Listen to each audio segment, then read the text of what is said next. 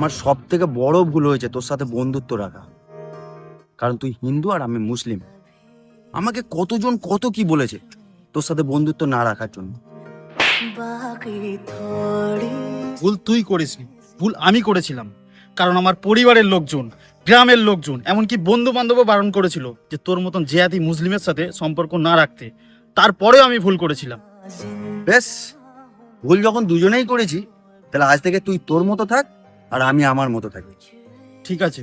लगन इस लम्हे में है, ये लम्हा कहाँ था मेरा। হ্যালো ভাই, বলছি আমার মায়ের না খুব শরীর অসুস্থ, মায়ের অপারেশন করতে হবে, আর অপারেশনের জন্য 50,000 টাকা লাগবে। তুই কি আমার একটু দিতে পারবি?